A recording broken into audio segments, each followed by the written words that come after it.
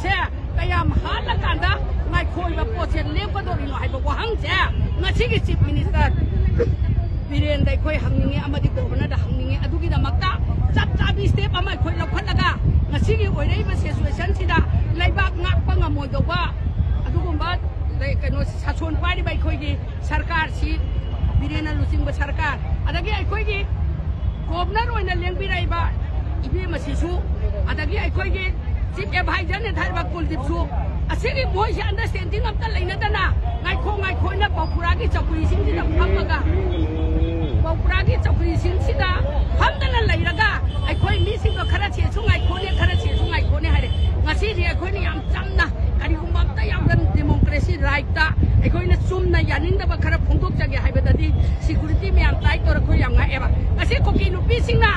มีหาเลขังกับบ้าทุกคนบ้ามีหาดบ้าอันนี้ก็ผู้ไปยารวยให้กันนะลำเลียงโชรกตา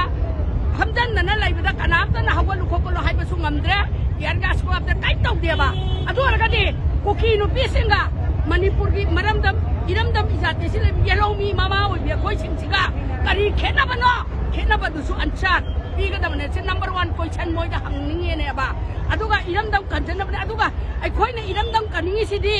อินเดียตะกี้ไอ้คุยนั่นหนีไปนั่นเองไอ้คุยกี่อีป้ายพูดทำดีน้ำใบคุยกี่เล่าเรื่องบัมเช่อินเดียก็เมน่ามวยเทียมตลอดติลละสิมวยอาชีพเขาอย่างนั้นสิอาชีพเขาอย่างนั้นเช่อยู่เลยติ้งเรื่องบ้าฮัลโหลมันเนี่ยยาร์เมน่าคุยกับอาชีพเขาข้างนั้นเลยเรื่องบ้ามาสิได้สิดามาจะเรื่อง agreement ตัวอามุฮันเนี่ยยังไงก็มวยอินเดียก็เมงก็ไอ้คุยเสกก็ไอ้คุยกี่มณีปุรก็การิกยานนี่กี่ตัวไอ้คุยอุฮงกับนี่รู้สึกขังยิงแบบโปรเลย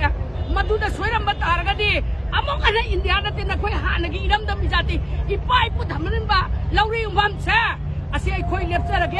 หน่วยไอ้คุยกับมาดีเลยนะร้อยให้บอกว่าผมเช่ทำมาเกี่ยนั่นเองอาศัยไอ้คุยเขาเรียบร้อยเช่แต่ยังมากินนัดเตะ